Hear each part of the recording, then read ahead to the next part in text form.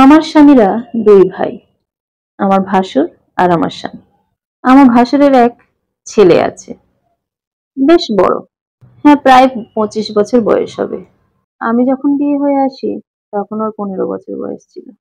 পড়াশোনায় আগাগোড়া ওর মন ছিল না। সারাদিন ঘুরে ঘুরে বেড়াতো আর পাড়ার বন্ধুদের সঙ্গে সময় কাটাতো। ওর মা যখন হেগে ডেকে পড়তে বসাতো তখন দেখেছি খুব বিরক্ত প্রকাশ করতো। আমি ওকে অনেকবার বোঝানোর চেষ্টা করেছি যে পড়াশোনা ছাড়া এ জীবনে আর কিছু নেই। পড়াশোনাটা মন দিয়ে করলে জীবনে তবু কিছু একটা করতে পারবে, কিন্তু ঘুরে ঘুরে বেড়ালে কখনোই কিছু করতে পারবে না। ও আমার কথায় পাত্তা দেয়নি। এটা বলা ভালো যে ও বড়দের কথা পাত্তা দিতে চায় না।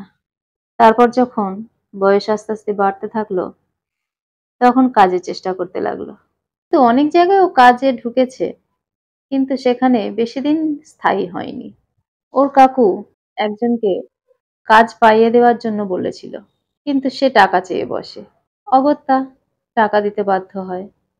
তারপর যখন সে কাজে যায়, প্রথম বেশ কয়েকদিন গেল, আমরা বেশ ভাবলাম যে হ্যাঁ, এবারে হয়তো কাজে মনটা দিয়েছে।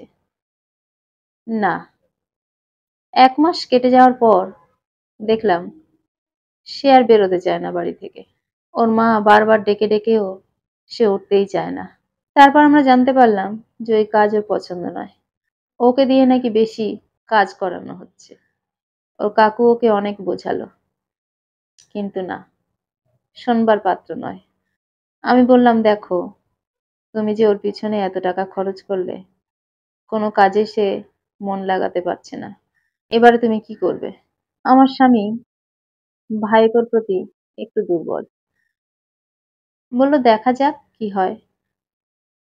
তারপর দেখলাম আবারও সেই বন্ধুদের সঙ্গে ঘুরতে শুরু করলো।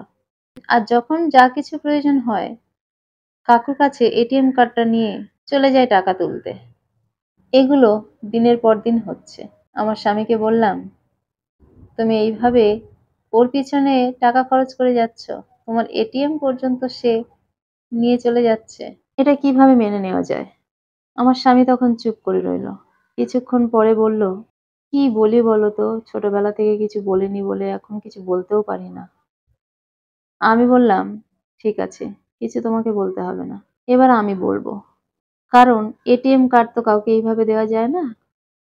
সে বড় হয়েছে, তাকে নিজের রোজগারের পথটা খুঁজে বের করতে হবে। আমার স্বামী আমাকে বলল, তুমি যদি পারো তাহলে খুব ভালো হয়। আমার জায়ের সাথে কথা বললাম।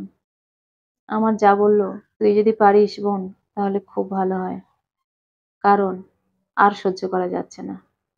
এত বড় একটা ছেলে হয়ে গেছে, কাজের চেষ্টা করছে না, দুদিন পরে কি হবে? আমি তখন ভাবলাম যে ঠিক আছে, তার মায়ের যখন কোনো আপত্তি নেই তখন আমি প্রস্তুত। একদিন রবিবার, সবাই বাড়ি আছি, আমরা খেতে বসেছি, এমন সময় ওর ফোন এলো।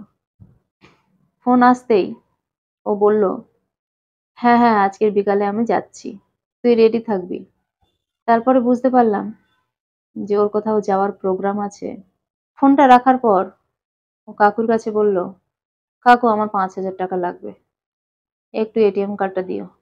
আমি বললাম, এটিএম কার্ড দিয়ে কি করবি? ও আমার মুখের উপরে সাবলীল ভাবে বলে দিল, টাকা তুলবো।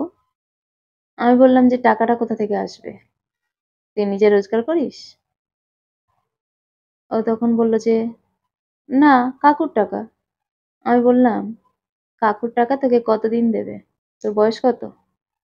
25 বছর বয়স হয়েছে তো? কাকু তোকে কি সারা জীবন চালাবে? কাকুর সংসার নেই? ও এরকম কথা শুনে অভ্যস্ত নয়।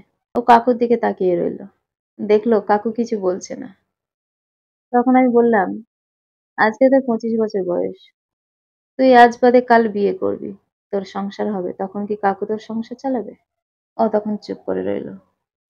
আমি বললাম, দেখ, আমরা সবাই তোকে বুঝিয়েছি, তুই এই কান দিয়ে শুনেছিস, ওই কান দিয়ে বের করেছিস, তাতে আমাদের কোনো আপত্তি নেই, কিন্তু নিজের হাত খরচ যদি নিজে না চালাতে পারিস, তার জন্য যদি কাকুর কাছে হাত পাততে হয়, তাহলে কাকুর স্ত্রী হিসেবে আমি সেটা মেনে নেব না। তুই চেষ্টা কর নিজে রোজগার করতে পারিস কিভাবে। কথাগুলো শুনতে তোর খুব খারাপ লাগবে, কিন্তু অনেক মেনে নিয়েছি, আর নয়। এবার আমি কঠোর হতে বাধ্য হয়েছি। তোর কাকু তোকে কিছু বলবে না, কিন্তু তোর কাকুর এটিএম কার্ড মানে সেটা আমারও। তাই তোর কাকু যখন ইচ্ছে তোকে এটিএম কার্ড দিয়ে দেবে, সেটা আজকে থেকে আর হবে না। কোনো টাকাতেই পাবি না। যে বন্ধু তোকে ডাকছে তাকে বলে দিস পরিষ্কার করে, আমি নিজে রোজগার করা শুরু করি, তখন আমি নিজের পিছনে খরচ করতে পারবো। এখন আমি খরচ করতে পারবো না, সুতরাং যাওয়াটা ক্যান্সেল। ও একেবারে মাথা নিচু করে নিল। তারপরে মাথা তুলে বলল, কাকিমা, আমি এইভাবে কোনোদিন ভাবিনি।